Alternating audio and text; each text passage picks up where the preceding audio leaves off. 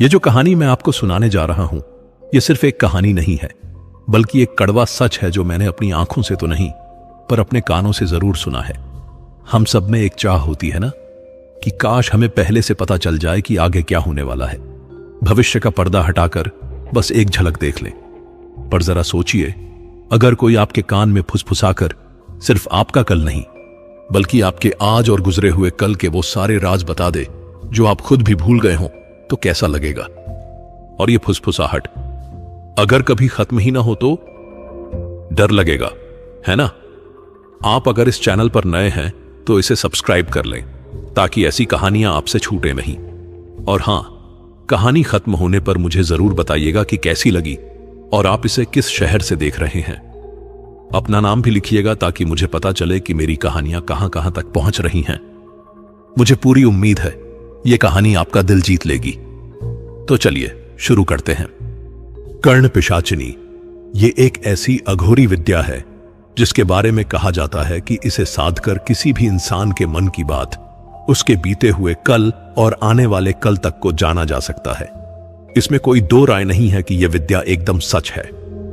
पर अफसोस, आज कई लोग इसे सिद्ध करके खुद को बड़ा साधु, संत या त्रिकालदर्शी यानी तीनों काल का ज्ञाता बताते हैं और भोले भाले लोगों को धोखे में रखते हैं।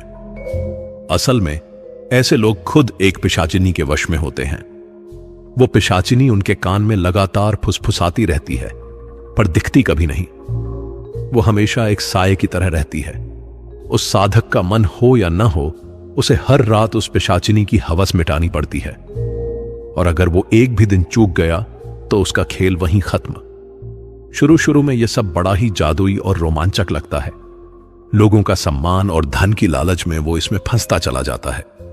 पर धीरे धीरे यही पिशाचिनी उसके लिए मौत का साज बजाने लगती है। उसकी बातें और उसकी मांगें साधक के दिमाग पर इस कदर हावी हो जाती हैं कि आखिर में वो अपनी मौत का इंतजार करने लगता है। मेरा नाम जय है और यह कहानी मेरे पिताजी के एक पुराने दोस्त की है। वो महाराष्ट्र रेलवे में टीसी थे। उनकी नौकरी तो अच्छी थी, पर घर के हालात ठीक नहीं थे। कर्ज और गरीबी ने उनका जीना हराम कर दिया था। जुआ और शराब की लत ने उनकी जिंदगी को बर्बाद कर दिया था। हर महीने की पगार का ज्यादातर हिस्सा तो कर्ज के ब्याज में ही चला जाता था। उनकी इन आदतों से तंग आकर उनकी पत्नी भी उन्हें छोड़कर अपने मायके चली गई थी। लगातार आती इन परेशानियों और दुख ने उन्हें मायूस कर दिया था। कई बार उन्होंने खुदकुशी करने का भी सोचा, पर कहीं ना कहीं उन्हें एक उम्मीद थी कि जल्द ही वो जुए में बहुत सारा पैसा जीत लेंगे। पता नहीं ये उनका विश्वास था या सिर्फ एक लालच, पर उनकी जिंदगी बहुत जल्द पूरी तरह से बदलने वाली थी। एक रात हमेशा की तरह वो अपनी ड्यूटी पर थे। उन्होंने कल्याण जंक्शन से अपना काम शुरू किया। हर स्टेशन पर ट्रेन रुकती और वो हर डब्बे में घूम घूम कर देखते कि कोई बिना टिकट तो नहीं सफर कर रहा। जब ट्रेन सतारा स्टेशन पर रुकी तो वो एसी डब्बे से उतरकर जनरल डब्बे की तरफ गए। उस रात उस डब्बे में रोज से कम लोग थे। वो कुछ लोगों का टिकट देखते हुए अपनी नजर डब्बे के आखिरी कोने तक घुमाते हैं। डब्बे के आखिरी कोने में कोई बैठा नहीं था और लाइट खराब होने की वजह से वहां अंधेरा भी था। उन्हें लगा कि इस सेक्शन में सिर्फ इतने ही लोग हैं और वो अगले डब्बे की तरफ बढ़ गए। पर अचानक उन्हें लगा कि उस अंधेरे कोने में बैठा कोई उन्हें देख रहा है। कौन है वहां? इतनी सारी सीट खाली हैं और तुम उस कोने में क्यों बैठे हो? उन्हें कोई जवाब नहीं मिला। उन्होंने अपनी छोटी टॉर्च से उस अंधेरे कोने में रोशनी डाली जहां एक अघोरी बाबा बैठे थे। बाबा जी, अपना टिकट दिखाइए। मैं आप ही से बात कर रहा हूं। टिकट है या बिना टिकट के ही सफर कर रहे हो? उन्होंने गुस्से में पूछा। अघोरी ने अपना सिर उठाया और हल्की सी मुस्कान के साथ बोले, विप्लव बाबू, कभी कभी सफर करने के लिए टिकट की जरूरत नहीं होती। यह सुनकर वो ठिठक गए। अघोरी ने उनका बचपन का नाम लिया था, जबकि यहां सब उन्हें रवि के नाम से जानते थे। तुम्हें मेरा असली नाम कैसे पता? विप्लव ने सख्त लहजे में पूछा। अघोरी बाबा अपनी डरावनी आवाज में बोले, मुझे तो बहुत कुछ पता है जो तुम नहीं जानते।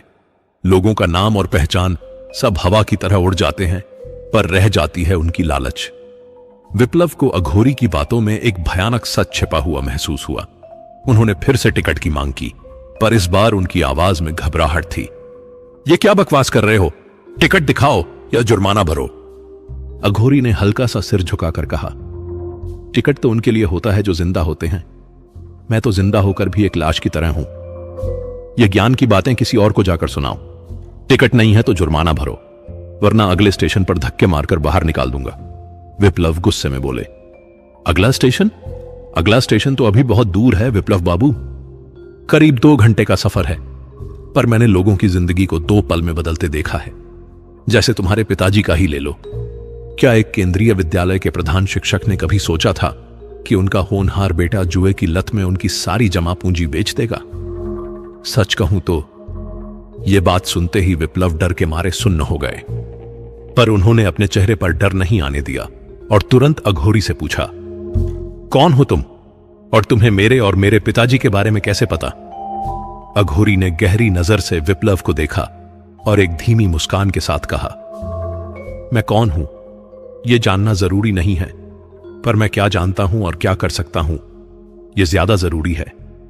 बस इतना समझ लो कि तुम्हारी जिंदगी जो अब तक बदकिस्मती की बेड़ियों में जकड़ी हुई थी, उसे खोलने की चाबी मेरे पास है। कौन सी चाबी? यह सब बकवास है। मैं इन बाबा बाबाजी में नहीं मानता। अगर तुम इतने ही ज्ञानी हो तो मेरे बारे में कोई ऐसी बात बताओ जो सिर्फ मैं जानता हूं और कोई नहीं।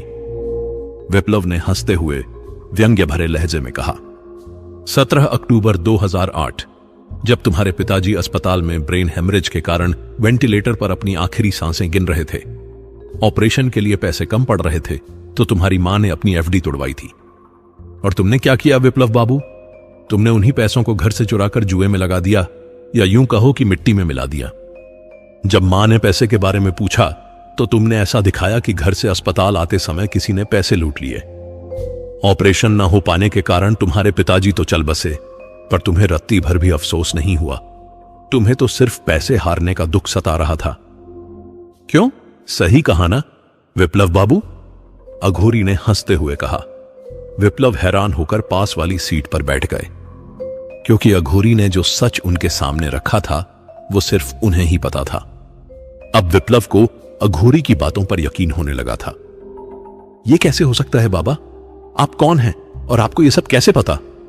विप्लव ने भावुक होकर पूछा। अघोरी ने मुस्कुराते हुए कहा, क्या तुमने कभी कर्ण पिशाचिनी सिद्धि के बारे में सुना है? क्या? कौन सी पिशाच? विप्लव ने आश्चर्य से पूछा। अघोरी ने गुस्से में कहा, पिशाचिनी नहीं, कर्ण पिशाचिनी। उसकी मदद से मैं सिर्फ तुम्हारे ही नहीं, मैं सबके बारे में जान सकता हूं। जो भी मेरे सामने आता है उसका गुजरा हुआ कल, उसका आने वाला कल, और यहां तक कि उसके मन में क्या चल रहा है वो भी मैं बता सकता हूं। यह सुनकर विप्लव के मन में एक साजिश रचने लगी। वो सोचने लगा कि अगर यह सिद्धि उसे मिल जाए तो वो जुए में बहुत पैसे कमा सकता है। वो बिना हिचकिचाए अघोरी से पूछ बैठे, बाबा जी, क्या यह सिद्धि कोई आम इंसान भी पा सकता है? क्या मैं भी कर सकता हूं? अघोरी ने गंभीर होकर कहा, कर सकते हो, बिल्कुल कर सकते हो, पर यह तुम्हारे कर्मों पर निर्भर करेगा कि उसका अंजाम क्या होगा। सिद्धि पाना आसान नहीं है विप्लव बाबू। मुझे इसे पाने में कई साल लग गए। बाबा जी, क्या कोई ऐसा तरीका है जिससे मैं इसे जल्दी पा सकूं? आप जो कहेंगे मैं वो करूंगा। आपको जितना पैसा चाहिए मैं ला कर दूंगा, बस आप मुझे कोई रास्ता दिखाइए। विप्लव ने कहा, तुम्हारे पास देने के लिए है ही क्या? तुम खुद कंगाल हो और मुझे किसी भी चीज की जरूरत नहीं है। सिद्धि पाना आसान नहीं है, पर अगर कोई सिद्ध पुरुष जिसने अपनी सिद्धि जागृत की हो तुम्हें अपनी शक्ति यानी पिशाचिनी देना चाहे तो तुम्हें ज्यादा समय नहीं लगेगा। बस कुछ ही दिनों में तुम उसे पा सकते हो। अघोरी ने हंसते हुए कहा। अब अघोरी को पता चल चुका था कि विप्लव उनके जाल में फंस चुका है। पर बाबा, कौन अपनी सिद्ध की हुई शक्ति दूसरों को देगा? यह तो नामुमकिन है, विप्लव ने उदासी भरी आवाज में कहा। नामुमकिन क्यों? अगर तुम चाहो तो मैं तुम्हें अपनी सिद्धि भेंट में दे सकता हूं, अघोरी ने हंसते हुए कहा। विप्लव को यकीन नहीं हो रहा था। वो मन ही मन सोचने लगा, क्या यह बाबा पाखंडी है? ऐसे कैसे अपनी शक्तियां दूसरों को दे सकता है? विप्लव शक भरी नजरों से अघोरी को देखते हुए बोले, पर बाबा, आप ये शक्तियां मुझे क्यों देना चाहेंगे? आपको इसमें क्या फायदा है? फायदा? मेरे लिए इस दुनिया में कोई फायदा या नुकसान नहीं है। मैं अघोरी हूं, दुनिया के बंधनों से मुक्त। शक्ति मेरे लिए सिर्फ एक साधन है, पर तुम्हारे लिए यह वरदान बन सकती है। वैसे भी यह सिद्धि पीढ़ी दर पीढ़ी अपना रुख बदलती है, और मेरा ना कोई बेटा है और ना कोई परिवार। अगर तुम में क्षमता है तो मैं तुम्हें यह शक्ति भेंट में दे सकता हूं, पर याद रहे, अघोरी ने चेतावनी देते हुए कहा, यह सिद्ध मिलने के बाद तुम्हें बहुत सारी शक्तियां तो मिलेंगी, पर इसकी कीमत भी बहुत भयानक होगी। कर्ण पिशाचिनी एक बार तुम्हारे जीवन में आ गई तो वो हर कदम पर तुम्हारा पीछा करेगी। वो तुम्हारे कान में सारे राज बताएगी, पर उसकी आवाज से पीछा छुड़ाना नामुमकिन होगा। वो तुम्हारे हर सवाल का जवाब तो देगी, पर बदले में तुम्हारा शरीर मांगेगी। वो किसी को दिखाई नहीं देगी, यहां तक कि तुम्हें भी नहीं, पर रात के सपनों में वो तुम्हारे साथ एक गहरा संबंध बनाएगी। चाहे तुम्हारा मन हो या ना हो, तुम उसकी इच्छाओं का विरोध नहीं कर सकते, वरना तुम्हारी मौत बहुत भयानक होगी। अघोरी की बातों ने विप्लव के मन में एक तूफान ला दिया था। वो सोचने लगा कि क्या वो सच में ऐसी सिद्धि पाना चाहता है। एक तरफ अघोरी की बातों ने उसे एक नई दुनिया में झांकने का मौका दिया था, पर दूसरी तरफ यह रास्ता बहुत खतरनाक और अनजान था। वो जानता था कि कर्ण पिशाचिनी के साथ इस तरह का संबंध बनाना आसान नहीं होगा। वो हर पल एक साए की तरह उसके साथ रहेगी और उससे पीछा छुड़ाना नामुमकिन होगा। विप्लव सोचने लगा कि क्या वो इस डरावनी कीमत को चुकाने के लिए तैयार है। उसके मन में डर तो था, पर उसके कर्ज और उसकी परेशानियां उसे मजबूर कर रही थीं। अकेलापन और बढ़ते कर्ज के बोझ ने उसे तोड़कर रख दिया था। उसे एक ऐसे चमत्कार की तलाश थी जो उसकी सारी मुश्किलों को खत्म कर दे, पर उसके दिमाग में बार बार अघोरी की चेतावनी गूंज रही थी, तुम उसकी इच्छाओं का विरोध नहीं कर सकते, वरना तुम्हारी मौत बहुत भयानक होगी। विप्लव बाबू, क्या सोच रहे हो? मैं तुम्हें से बात कर रहा हूं, कहां खोए हुए हो? जल्दी अपना फैसला बताओ, अगला स्टेशन दूर नहीं है। विप्लव अपनी सोच से बाहर आए और बोले, मैं तैयार हूं, मैं सिद्धि पाने के लिए तैयार हूं। अब ये हुई ना बात, ठीक है, पर अब अपनी बात से मुकर मत जाना। बस मेरे बुलावे का इंतजार करना, मैं तुम्हें बताऊंगा कि तुम्हें कहां आना है। अब मैं चलता हूं, मेरा स्टेशन आ गया है। अघोरी ने इतना कहकर अपना झोला उठाया और ट्रेन के दरवाजे की तरफ चलने लगे। अरे बाबा जी, पर मुझे कहां आना है? पता तो बताते जाइए, विप्लव ने पीछे से पुकारा। मेरे बुलावे का इंतजार करो, इतना कहकर अघोरी ट्रेन से उतर गए। जब विप्लव उन्हें ढूंढने के लिए प्लेटफॉर्म पर गए तो वो वहां से गायब हो चुके थे। दिन ऐसे ही बीतते गए, पर उस अघोरी का कोई पता नहीं था। हर दिन जब ट्रेन उस जंक्शन से गुजरती तो विप्लव उन्हें तलाशते, पर उन्हें अघोरी का कोई नामो निशान नहीं मिलता। विप्लव के मन में बेचैनी बढ़ती जा रही थी। वो सोचने लगे कि क्या उस रात का वादा सिर्फ एक धोखा था, या फिर अघोरी सच में किसी पिशाचिनी की बात कर रहा था। विप्लव का धीरज टूट रहा था। वो हर रात इसी उम्मीद में सोते कि अगली सुबह उन्हें कोई इशारा मिलेगा, पर 4 दिन बीत गए थे और उस अघोरी का कोई नामो निशान नहीं था। विप्लव ने उस अघोरी को एक पाखंडी समझकर उस घटना को भूलना शुरू कर दिया था। पर एक रात विप्लव स्टेशन से अपनी नाइट ड्यूटी खत्म करके जल्दी घर लौट आए। आधी रात का समय था। थके हारे विप्लव अपनी टीसी की वर्दी बदलकर अपने कमरे की बालकनी में खड़े होकर सिगरेट पीने लगे। सिगरेट खत्म होते ही वो अपने बेडरूम में सोने चले गए। कुछ समय बाद, करीब रात के 3 बजे होंगे, जब वो गहरी नींद में थे, तभी उनके बेडरूम के टेलीफोन पर एक कॉल आया। टेलीफोन बेड के पास वाली मेज पर रखा था। उसकी आवाज ने विप्लव की नींद तोड़ दी। उन्होंने नींद में अपनी आंखें मलते हुए घड़ी की तरफ देखा और सोचा, इतनी रात में कौन कॉल कर रहा है? उन्होंने कॉल उठाया और बोले, हेलो, कौन बोल रहा है? विप्लव बाबू, इतनी जल्दी मुझे भूल गए? पर मैं नहीं भूला हूं। 2 दिन बाद अमावस्या है। तुम्हें रात के ठीक 2 बजे चंदवाड़ा के पुराने कब्रिस्तान में आना है। भूलना मत, मैं तुम्हारा इंतजार करूंगा। इतना कहकर अघोरी ने कॉल काट दिया। अघोरी का इशारा मिलने के बाद विप्लव की खुशी का ठिकाना नहीं रहा। अब बस उन्हें अमावस्या की रात का इंतजार था। वो वहीं बिस्तर पर लेटे लेटे सोचने लगे कि अब कर्ण पिशाचिनी की मदद से क्या क्या हासिल किया जा सकता है। दौलत और ताकत अब सब उनके कदम चूमेंगे। ये सोचकर वो मन ही मन बहुत खुश हो रहे थे। 2 दिन बाद आखिरकार वो अमावस्या की रात आ ही गई। विप्लव अपनी कार से चंदवाड़ा के पुराने कब्रिस्तान पहुंचे।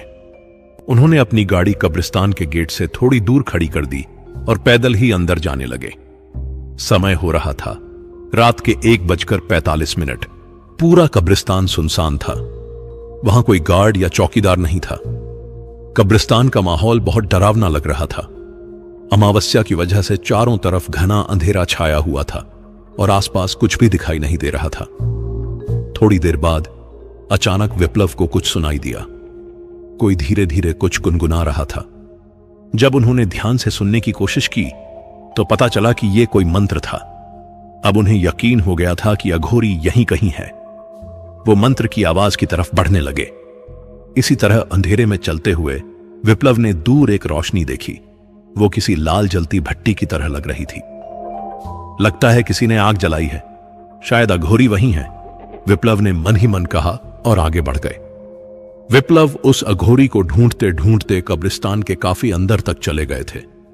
उन्होंने देखा कि एक बड़े से पेड़ के नीचे गहरे अंधेरे में वो अघोरी पद्मासन में बैठे हैं। उनके ठीक सामने एक जलता हुआ यज्ञ कुंड था। शायद यही आग थी जो विप्लव ने दूर से देखी थी। वहां उन्होंने देखा कि अघोरी के दाहिनी तरफ जमीन पर कोई लेटा हुआ था। जब उन्होंने ध्यान से देखा तो पता चला कि वो एक कम उम्र की लड़की का पूरी तरह नग्न शव था और उस शव के सामने एक काले रंग का कपड़ा बिछा हुआ था।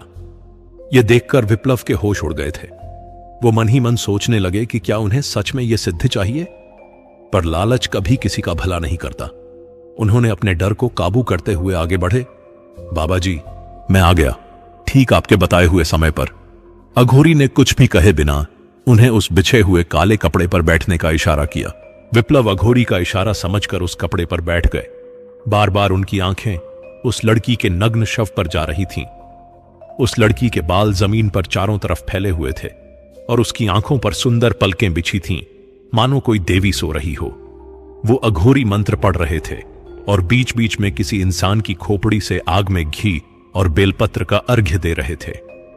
इस सुनसान माहौल में मंत्रों की आवाज और बेलपत्र के जलने की चिट चिट की आवाज ने माहौल को और डरावना बना दिया था। जैसे जैसे समय बीत रहा था, मंत्र और भी तेज होते जा रहे थे। बीच बीच में वो साधु लड़की के शव पर भी कुछ घी डाल रहे थे। विप्लव को लगने लगा था कि कुछ बुरा होने वाला है। वो डरते हुए अघोरी की क्रियाओं को देखते रहे और तभी अघोरी ने विप्लव को देखा और बोले, विप्लव बाबू, अब मैं जो मंत्र बोलूंगा उसे बस मेरे साथ दोहराना। विप्लव ने हां में सिर हिलाया। ओम नमः कर्ण पिशाचिनी अमोघ सत्यवादिनी मम करण अवतर अवतर अतीता नागत वर्तमान निदर्श दर्श मम भविष्य कथ कथ हरियम कर्ण पिशाचिनी स्वाहा। मंत्र बोलते हुए विप्लव ने महसूस किया कि पूरा माहौल और भी भारी हो गया है। हवा में घी की खुशबू की जगह एक सड़ी हुई बदबू फैलने लगी है और उस लड़की का शांत और सुंदर शव धीरे धीरे बदलने लगा था। उसकी चमड़ी कुछ ही देर में काली और सिकुड़ी हुई दिखने लगी थी। उसकी आंखें धीरे धीरे खुलने लगीं, जो काली और बेजान थीं, जिनसे गाढ़ा काला रंग का तरल बह रहा था।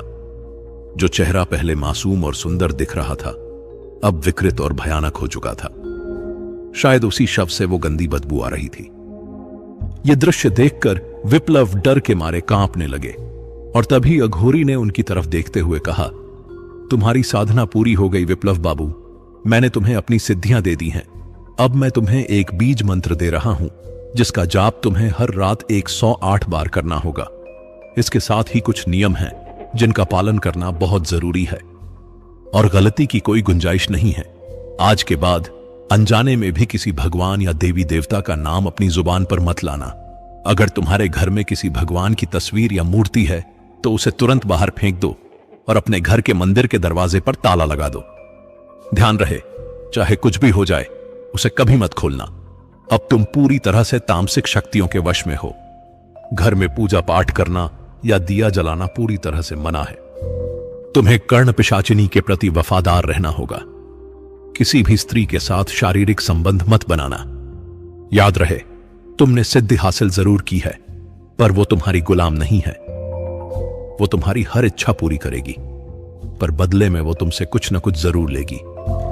हर रात उसे खुश करने के लिए तुम्हें अपना शरीर उसके भोग के लिए देना होगा। अगर तुमने उसे खुश करने में थोड़ी सी भी चूक की तो वो सब कुछ छीन लेगी, सब कुछ। सच कहूं तो अघोरी की बातें सुनकर विप्लव घबरा गए थे, पर उन्होंने अपने चेहरे पर कोई भाव नहीं आने दिया। अब तुम यहां से जा सकते हो, पर मेरी कही हुई बातों को भूलना मत, वरना तुम बहुत बड़े संकट में फंसोगे जिससे तुम्हें कोई नहीं निकाल पाएगा। आप चिंता मत करिए बाबा जी, मैं ध्यान रखूंगा। और वैसे भी अभी जो मेरी हालत है उससे बुरा क्या ही हो सकता है। विप्लव ने हंसते हुए कहा, वो तो समय ही बताएगा। विधि का विधान आखिर कौन बदल सकता है? अघोरी ने व्यंग्य भरे लहजे में कहा। मतलब आप कहना क्या चाहते हैं? विप्लव ने पूछा। आने वाले समय में तुम खुद समझ जाओगे विप्लव बाबू कि मैं कहना क्या चाहता हूं, अघोरी ने हंसते हुए कहा। विप्लव ने अघोरी की चेतावनी को नजरअंदाज करके बिना पीछे मुड़े वहां से चले गए।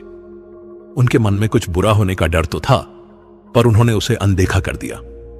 घर पहुंचते ही विप्लव सबसे पहले घर के मंदिर की तरफ गए। अघोरी के कहने के मुताबिक उन्होंने एक एक करके सभी देवी देवताओं की तस्वीरें और मूर्तियां नीचे उतारी। हर तस्वीर और मूर्ति को सावधानी से एक पुराने काले कपड़े में लपेटकर उसका एक पोटली बनाया और उसे घर के तहखाने के किसी कोने में रख दिया और घर के मंदिर का दरवाजा बंद करके उस पर ताला लगा दिया। विप्लव धन और सिद्धि के लालच में इतने अंधे हो गए थे कि उन्हें यह एहसास ही नहीं हो रहा था कि वो कितना बड़ा अनर्थ कर रहे हैं।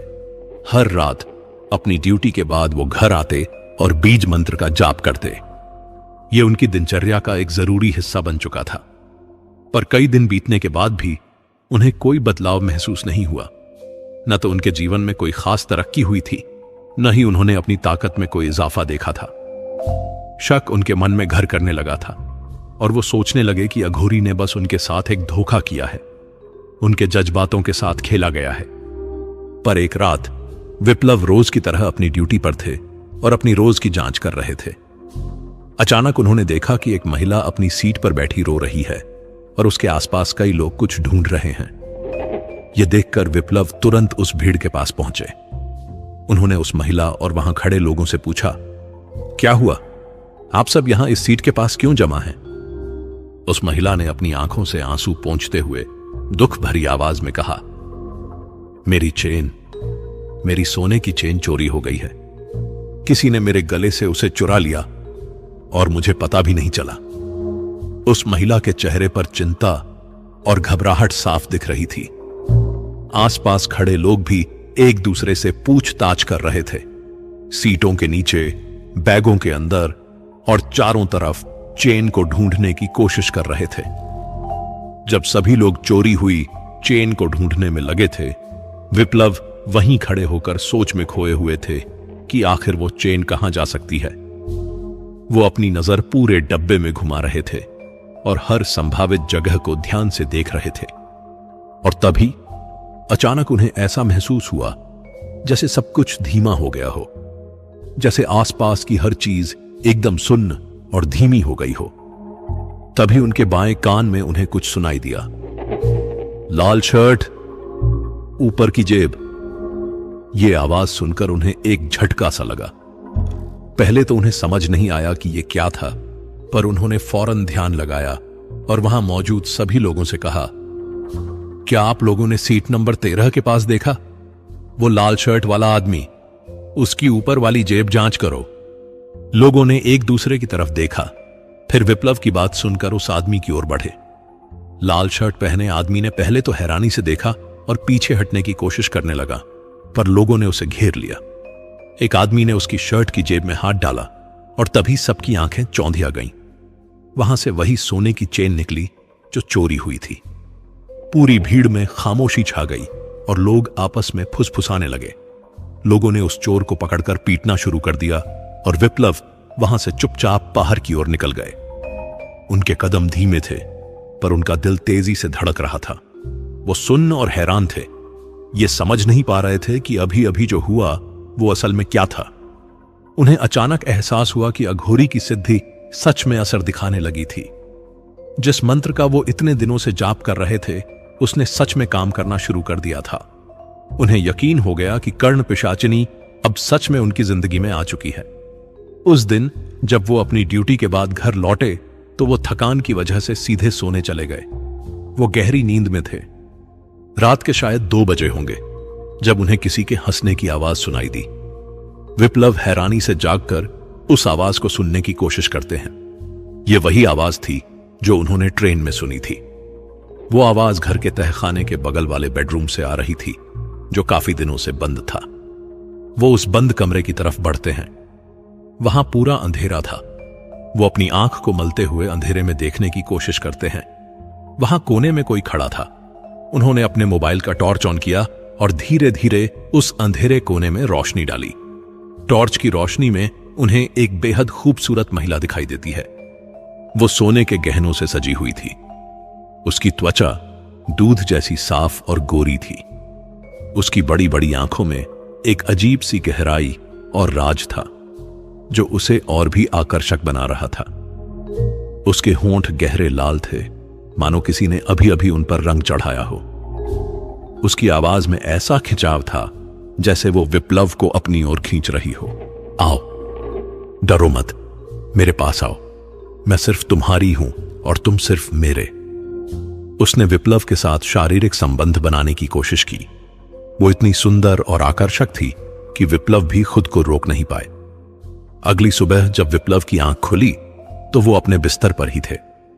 इसका मतलब ये सब सिर्फ सपने में हुआ था, ठीक वैसे ही जैसे अघोरी ने कहा था कि वो सिर्फ सपने में आएगी। दिन बीतते गए। विप्लव अब कर्ण पिशाचिनी की सुंदरता और ताकत के पूरी तरह से आदी हो चुके थे। उन्होंने उसका इस्तेमाल अपने शारीरिक सुख और जुए के खेल में करना शुरू कर दिया था।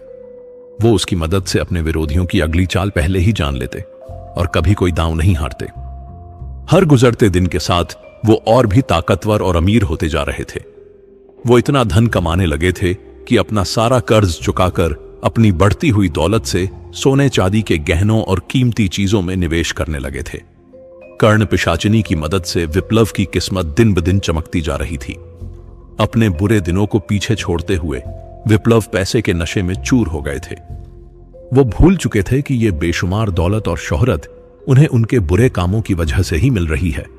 अब उनके पास सब कुछ था, नाम, पैसा, शोहरत, और उनकी सबसे बड़ी चिंता यानी कर्ज भी खत्म हो चुका था। इस बदलाव के बाद वो अपनी पत्नी को, जो उनकी आदतों से तंग आकर उन्हें छोड़कर चली गई थी, किसी तरह मनाकर वापस घर ले आए। विप्लव की पत्नी जब कई सालों बाद घर आई तो घर में रखी कीमती चीजों को देखकर हैरान रह गईं। विप्लव को इतना संपन्न देखकर वो बहुत खुश थीं। अपनी खुशी जाहिर करते हुए उन्होंने विप्लव से पूछा, अचानक इतना पैसा कहां से आया जी? कोई लॉटरी वगैरह लग गई क्या?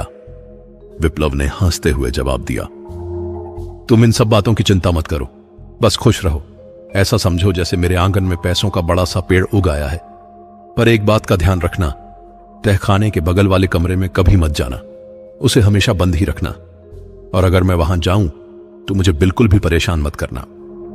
वो अपनी पत्नी को घर तो ले आए थे, पर हमेशा उससे एक दूरी बनाए रखते थे।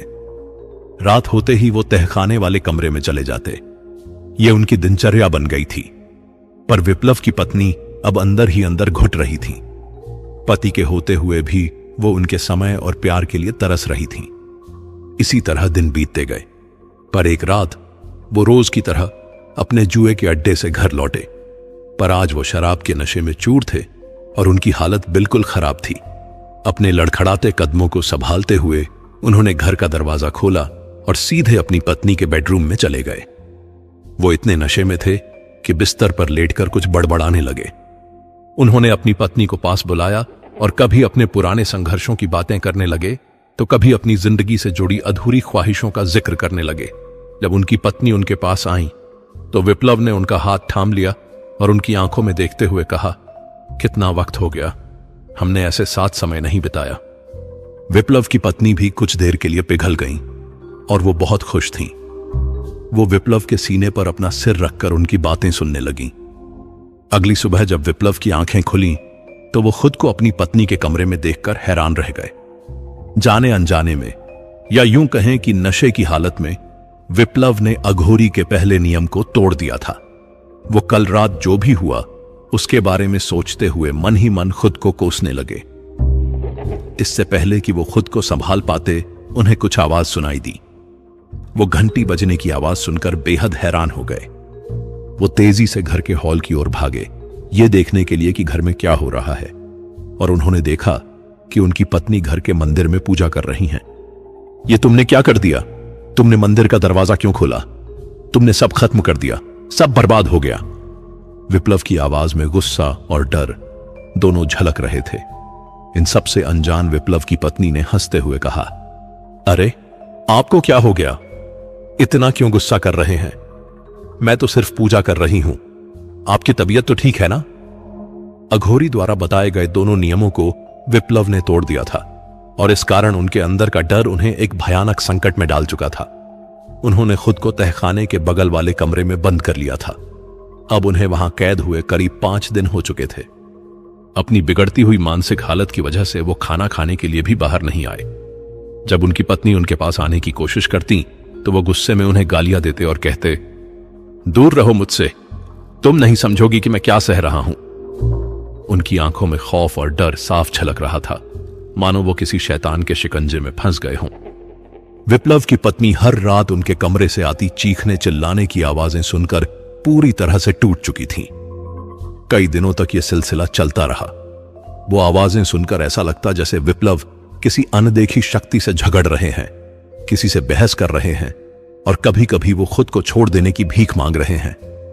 फिर एक रात अचानक विप्लव की चीखें दर्द में बदल गईं।